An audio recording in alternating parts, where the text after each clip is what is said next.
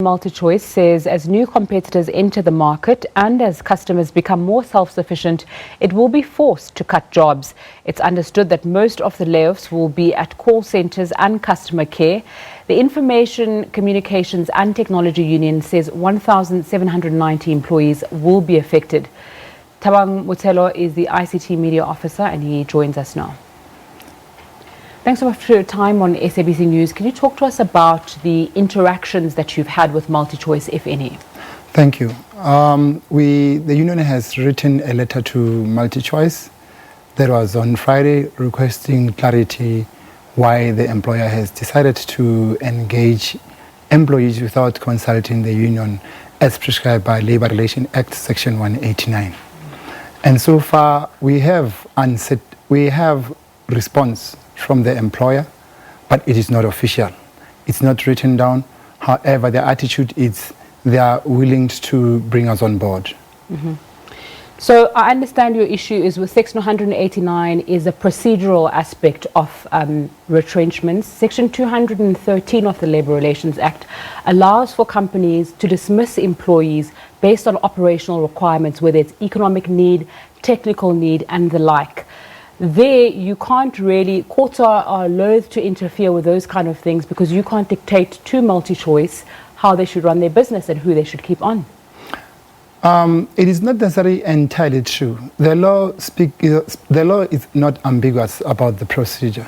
The law says the employer should consult the employees.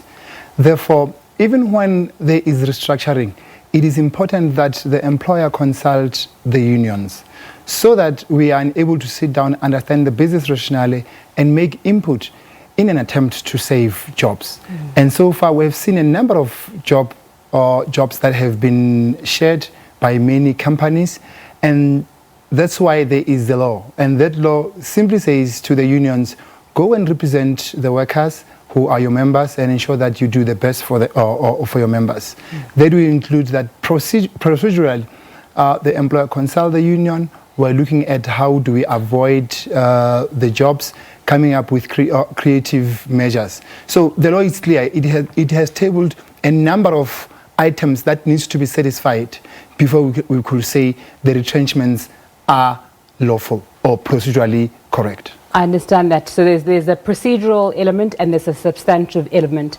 Multichoice seems as though they are quite certain that because of the environment that they're operating in, they are going to get rid of employees. So if you go back to that procedural aspect and you consult with them, you consult with your union members and the rest, and they still come to the conclusion that they want to retrench people, what's going to happen? I can't see a reason why Multichoice will say, because the law says the business should present their business rationale. That means they need to retrench. And I can't see Multichoice presenting a solid case. For example, Multichoice has now given or outsourced some of its functions to an agency. I guess it's called an ISON or so. It is based in Durban, and they have opened another one in PE. Now the question is there any need? The law is very clear. Constitutional Court had said once there is a need for an employee, such an employee must be appointed on a permanent basis. And this is how the recent employers are doing. They are subverting the law by opening agencies, creating labor brokers to ensure that they do not pay benefits like medical aid scheme and so forth, and also give employees slavery wages, which we are completely opposed to it. Mm-hmm.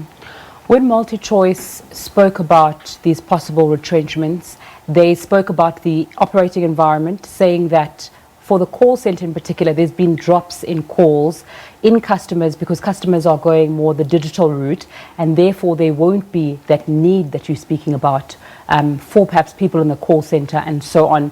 Do you think, because then that would allow them, according to Section 213, to retrench for operational reasons based on technical, do you think that's a strong enough reason? No, it's not strong enough reason. In actual fact, Multichoice has actually put a PR stunt in their statement. The information which affects that we have as the union is that there is a call center new open in Durban, in PE, there is a work center open in Polokwane. So it completely defeats the purpose and contradicts whatever that they have put to the public domain. So therefore, it now asks the real question, is it true that they are actually retrenching on operational and technological advances? And the answer is bluntly, no, it's not. So what kind of interactions do you have with perhaps other unions that are at Multichoice? Because it's my understanding that you're not the majority union there. We have first sought audience with Moasa, which is an affiliate to SABC, because we affiliate with SABC. We had a meeting with them. We had agreed in principle that we were jointly in this process. Today we had a consultation meeting with members. They welcome our approach of bringing everyone on board. Subsequently, we have had a media briefing today collectively with Moasa. And going forward, we are actually calling beyond the union, because it is a national catastrophe. So the union has made a resolution and has taken a particular position. And we have got what we call a 10 steps to address this issue. So it's not about the issue of going through with the unions. We are now involving politicians. We have resolved to write a letter to the president of the country, where we will now request audience with him through SAFTI office. Two, our agenda is that we are calling for a salary cap on executive, which has been skyrocketing for a very long time. Two, we are calling for the president to pronounce that it will be a contradiction to call for job creation without defending the one that we have. Therefore, we are calling that the president must put a cap, that there should not be, or a moratorium, that there should not be any retrenchments from here going forward, unless otherwise that anyone and everyone, even a blind man, can see that the employer is struggling financially. Therefore, it's something that we can listen to, but not necessarily again saying we are going to agree to it. Another point that we want to raise is that, and have taken a position emanating from it, is that why we are calling for the Minister of Communication. You will recall that SABC have said they are technically insolvent. They do not have funds. They wanted to retrench a number of employees, less than 2,000 indicated by the Multichoice.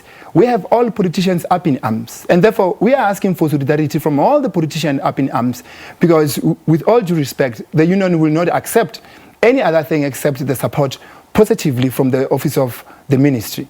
So those are steps that we're going to take. Thirdly, we are calling for all political parties. Now we are organizing broadly to say, guys, less than 3 months ago, you said to us, when you lobby during the election, you want to create jobs. Now, this is a time that we all come together.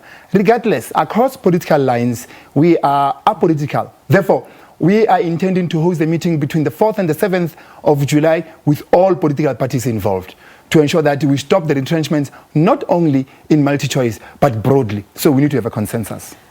My question would be, there is a stream of retrenchments that you have spoken about that seem to be happening based sometimes on technical needs. What kind of engagements are you having with your members, not only at Multichoice, but at other institutions, talking about maybe differently skilling themselves? Because it seems as though these retrenchments are not going to stop, even though unions would like them to. Look, let us be honest with the truth. We had a meeting at SABC, for example, in particular, on Friday. We were gathering a mandate in terms of how do we progress going forward. I'm giving an example. The union, it has been reported in the meeting that there are a number of executives that do not have qualifications beyond matric. And yet, when you look at the entry-level jobs at SABC in many companies, you find that they're requesting a diploma or a degree. Now, the question is, how did these people get to those positions without having a diploma or a degree?